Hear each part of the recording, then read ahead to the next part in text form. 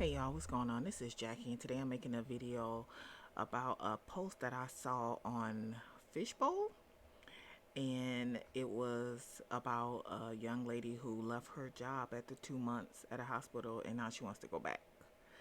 This article, this post was from a person who is a prior authorization specialist, so they're not a secretary or anything, but I just thought this was interesting. So let me read what it says. It says, I left my job. I left my last job at a hospital for another hospital after 2 months. I am finding now that I am not happy with my current position and would like to go back to my previous hospital, but under another position. Do I put that I worked at my previous hospital on my resume or cover letter, or do I not mention them at all and put down the current hospital only? I'm only concerned since I was at my previous position for 2 months before leaving for this one and now want to go back. Any advice? So, we are going to take a look at some of these responses and then I'm going to get mine. So, someone says when it comes to medical facilities, your info is still going to show in the system from your previous employment. Not listing it may get you an initial interview, but it will still likely come up. I think what actually I think what's actually considered is whether or not you put in adequate notice and left in good standing.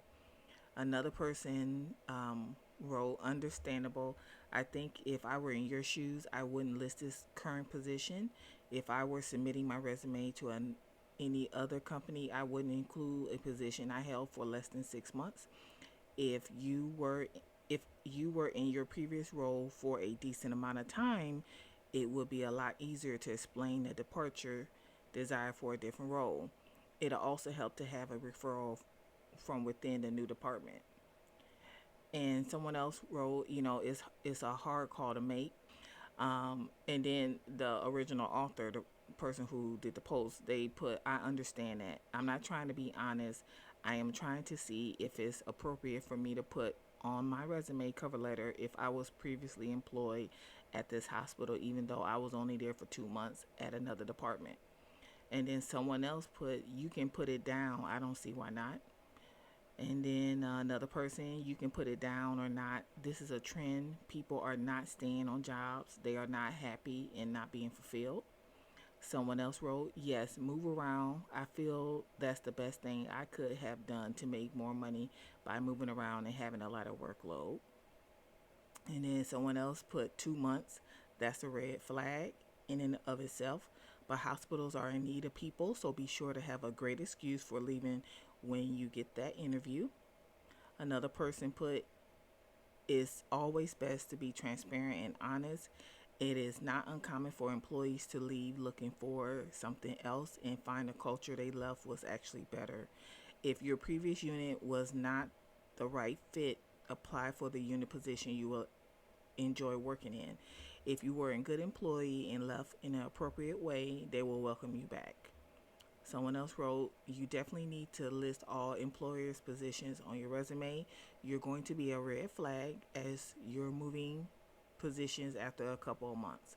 A new employer is going to wonder if you're going to be a risk, meaning money spent on orientation, with a history of leaving employment after a couple of months. It be it may be helpful if you knew someone in a new position to rally support for you. And then another person put, suck it up and stay. There is no way that your former employer of 2 months will take you back. And then another person wrote, yes, list it. If asked, you can tell them you left at a time for personal family needs and not because of a better job, but would like to return in a different capacity. And then someone else put, no, don't put it on there. And then another person, a medical office coordinator, put, I will list my last position with the same hospital and ask someone from that department to serve as a professional reference. And then a medical receptionist said, everything I have read and seen says not to list any employment under 6 months. Exceptions would maybe be temp work. And then a case manager, they put, prior authorization specialist has a rapid burnout rate, but 2 months. Had you performed prior authorization in environment like the big six U insurance, be careful not to appear to be a ping pong ball in your career. Someone else put, if you don't put it down, it might be perceived that you're hiding something.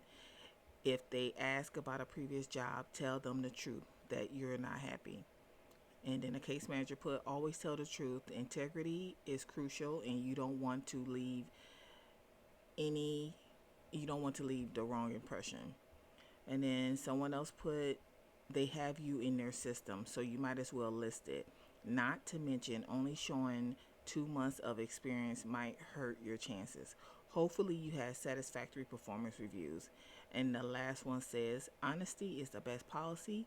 All you can do is say that you tried it, didn't like it, and now you're looking to return. So, yeah. All right. So if this was me, if I was the original poster, what I would do is I would list the first hospital. So the hospital that she worked at and that she left after 2 months, and now she wants to go back to. I would list it, and then I will also list the current one.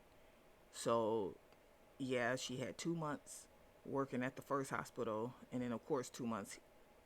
Well, she doesn't really say how long she's been at the second one.